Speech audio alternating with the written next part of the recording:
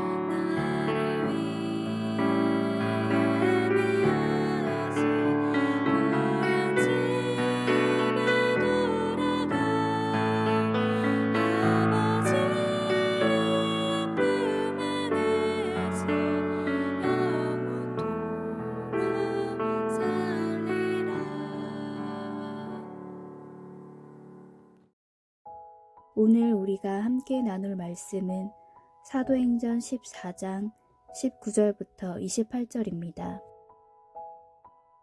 유대인들이 안디옥과 이고니온에서 와서 무리를 충동하니 그들이 돌로 바울을 쳐서 죽은 줄로 알고 시외로 끌어내치니라. 제자들이 둘러섰을 때에 바울이 일어나 그 성에 들어갔다가 이튿날 바나바와 함께 더베로 가서 복음을 그 성에서 전하여 많은 사람을 제자로 삼고 루스드라와 이고니온과 안디옥으로 돌아가서 제자들의 마음을 굳게 하여 이 믿음에 머물러 있으라 권하고 또 우리가 하나님의 나라에 들어가려면 많은 환난을 겪어야 할 것이라 하고 각 교회에서 장로들을 택하여 금식 기도하며 그들이 믿는 주께 그들을 위탁하고 비시디아 가운데로 지나서 밤빌리아에 이르러 말씀을 버가에서 전하고 아달리아로 내려가서 거기서 배 타고 안디옥에 이르니 이곳은 두 사도가 이룬 그 일을 위하여 전에 하나님의 은혜에 부탁하던 곳이라. 그들이 이르러 교회를 모아 하나님이 함께 행하신 모든 일과 이방인들에게 믿음의 문을 여신 것을 보고하고 제자들과 함께 오래 있으니라. 아멘. 반갑습니다. 오늘 사도행전 14장 19절부터 28절을 중심으로 성도라는 주제의 말씀을 함께 나누겠습니다. 바울이 못 걷던 사람을 일으켜 세웠고 그가 걸었습니다. 그러자 거기 있던 사람들이 바울과 바나바를 높이면서 신이다 라고 하면서 경배하려고 했습니다. 바울이 그렇게 하지 말라고 옷을 찢으면서 이야기했습니다. 복음이 무엇인 줄 아는가? 그러면서 그동안 계속 외쳐왔던 복음에 대해서 다시 설명을 했을 겁니다. 이 땅에 소망을 두는 것을 헛된 일이라고 하는데 그거를 끊고 오직 하나님 나라에 소망을 두어야 된다. 그 복음이다. 다시 한번 재차 강조했을 겁니다. 너희가 우리가 베푼 기적을 보고 가능성을 보았을 거다. 그래서 우리를 잘 따라다니면 어떤 콩고물이라도 떨어질지 모른다는 생각 때문에 이렇게 우리에게 잘하려고 하는 건지 우리가 잘 안다. 근데 그거 헛된 일이다. 왜? 오직 하늘에만 소망을 두어야 한다. 오직 예수님의 십자가에만 소망을 두어야 한다. 라고 외쳤던 거죠. 그 말을 듣고 복음은 이런 거구나 라고 하면서 이제 조금씩 진정이 돼가는 것처럼 보였습니다. 그때 어떤 일이 일어납니까? 안디옥과 이고니온에서 왔던 그 유대인들이 거기까지 와서 그 무리들을 충동질하더라는 것이죠. 그들은 사실 바울의 복음을 들은 사람들이었습니다. 처음에는 감동이 있는 것 같았지만 곧 마음이 딱딱해졌고 그게 이제 강팍해졌다라는 건데 완고해졌고 그때부터 바울을 공격하기 시작했는데 이제 바울이 가는 곳마다 따라다니면서 원정까지 와서 복음을 방해하더라는 것입니다. 그 결과 방금 전까지 분명히 바울과 바나바를 신이라고 하면서 경배까지 하려고 했던 사람들이 갑자기 돌변해서는 바울에게 돌을 던지더라는 거죠. 이게 참 웃기는 일인데 우리가 오늘 말씀을 읽었지만 사실 어떻게 이런 일이 있는가 라고 생각이 될 만한 부분입니다. 방금 전까지 신이다, 제우스다, 헤르메스다 그랬던 사람들이 갑자기 돌변해요. 사람 마음이라는 게 이렇게 쉽습니다. 그만큼 연약하다는 의미겠죠. 그때 그들이 얼마나 흥분을 했는지 보통은 성 밖으로 끌어내서 돌 던져 죽이는 게 룰입니다. 근데 그 사람들은 그 자리에서 돌을 그냥 던졌고 심지어 바울이 죽었나? 이제 죽었겠구나 싶을 만큼 실제로 바울의 시신이라고 표현해도 될 만큼 돌을 던졌습니다. 그리고는 자기들이 볼 때 분명히 죽은 그러니까 자기들이 볼 때 바울의 시신을 성 밖에 내다 버리고 집으로 돌아가죠. 19절입니다. 유대인들이 안디옥과 이고니온에서 와서 무리를 충동하니 그들이 돌로 바울을 쳐서 죽은 줄로 알고 시외로 끌어내치니라 이렇게 돼 있죠. 뭐라고 충동질했는지 알 수 없지만 바울의 복음을 들은 사람들의 마음 깊은 곳까지 건드린 것이 분명합니다. 그러나 아무리 그렇다고 해도 우리는 이런 모습이 너무 실망스럽습니다. 어떻게 이럴 수 있습니까? 어떻게 이렇게 방금 전까지 대단하게 충성할 것처럼 했던 사람들이 순간적으로 돌변할 수 있냐는 거죠. 우리는 이런 일을 볼 때마다 실망스럽습니다. 그러나 우리가 실망하는 그 실망보다 더 중요한 건 무엇인가요? 그게 우리의 신앙 현실이라는 거죠. 이 신앙의 정황에 대해서 이따가 수요 예배 때 더 깊이 나눌 예정인데 그래서 사실은 놀랄 것도 없다는 겁니다. 세상은 원래 그랬고 처음부터 그랬기 때문입니다. 하나님께서 자기들의 길을 가던 이스라엘 백성들을 위해서 선지자들을 보내셨습니다. 근데 이스라엘 백성들은 선지자들을 때리고 잡아가두고 죽이죠. 근데 하나님은 그런 그들도 용서하시고 더 기다려주시고 새로운 기회를 주시기 위해서 급기야 그의 아들 예수님까지도 그들을 위해 내어주십니다. 예수님께서는 많은 사람들을 위로하시고 그들의 병을 고치셨고 소망을 주셨습니다. 그러나 세상은 그런 예수님도 십자가에 못 박아 죽였죠. 그들이 순간적으로 돌변한 걸까요? 아닙니다. 그들은 원래 그런 사람들이었습니다. 그게 세상이고 하나님의 백성들, 성도된 우리들에게 주어진 삶의 현장, 우리의 정황이라는 겁니다. 그 부분에 대해서 오해를 하시면 마음이 이제 어렵습니다. 물론 처음부터 알고 있을 수는 없습니다. 우리의 삶의 현장, 신앙 현실에 대한 분명한 이해가 필요하겠죠. 그 부분에 대해서 바울은 이렇게 말합니다. 22절입니다. 한 목소리로 읽겠습니다. 시작. 제자들의 마음을 굳게 하여 이 믿음에 머물러 있으라 권하고 또 우리가 하나님의 나라에 들어가려면 많은 환난을 겪어야 할 것이라 하고, 한마디로 하면 우리에게 허락된 신앙 현실이라는 게 무엇인지 알아야 된다는 겁니다. 그래서 바울은 그들을 보면서 놀라지 않은 거죠. 왜요? 그들이 어떤 사람인 걸 알고 있었으니까. 그럴 수도 있는 겁니다. 그럴 수 있을 겁니다. 충분히 가능한 일이죠. 그러나 그보다 바울에게 주어진 모든 성도, 하나님의 백성들에게 주어진 신앙 현실이 무엇인지 알기 때문입니다. 당황을 한다는 것은 몰랐다는 건데, 그래서 우리가 알아야 됩니다. 우리의 신앙 현실이 하나님이 이끄시는 그 자리가 어떤 자리인지를 알아야 합니다. 바울은 신앙 현실에 대한 분명한 이해가 있었습니다. 그래서 당황하지 않았고 오히려 하나님의 은혜로 바로 일어나서 가까운 다른 성으로 가서 거기서 또 복음을 전하고 많은 사람들을 제자로 삼고 이고니온과 안디옥으로 돌아가서 다른 제자들의 마음을 강하게 하면서 이 믿음에 머물러 있으라 권합니다. 믿음에 머물러 있으라는 말을 왜 합니까? 어떤 상황이라도 또다시 올 것이기 때문입니다. 그래서 이렇게 말합니다. 우리가 하나님 나라에 들어가려면 많은 환난을 겪어야 된다. 우리 22절 다시 한번 읽을까요? 시작. 제자들의 마음을 굳게 하여 이 믿음에 머물러 있으라 권하고 또 우리가 하나님 나라에 들어가려면 많은 환난을 겪어야 할 것이라 하고. 이것은 바울이 아주 특이한 말을 하는 게 아닙니다. 예수님도 같은 말씀을 하셨습니다. 마태복음 7장 13절 14절입니다. 함께 읽겠습니다. 시작. 좁은 문으로 들어가라. 멸망으로 인도하는 문은 크고 그 길이 넓어 그리로 들어가는 자가 많고 생명으로 인도하는 문은 좁고 길이 협착하여 찾는 자가 적음이라. 그 길은 십자가의 길입니다. 넓고 평탄한 길이 아닙니다. 많은 사람들이 찾는 길이 아닙니다. 기독교 내에서 어떤 대단한 일이 일어났다 그러면 많은 사람들이 몰려들죠. 콩고물이라도 떨어질까 하여, 나도 비슷한 일을 경험할 수 있을까 하여 몰려들죠. 그런데 예수님이 소개하시는 길은 좁은 길이지 넓은 길이 아니랍니다. 외롭고 좁고 협착하답니다.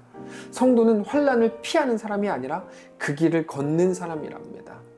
그래서 환난을 피하는 게 목적이요, 이 땅에 있는 어려운 우리의 생활을 바꾸어 살기 좋은 곳으로 만드는 게 우리의 목표가 된다면, 그것들이 우리의 기도의 전부라면 우리는 성도됨을 포기한 것과 같습니다. 왜요?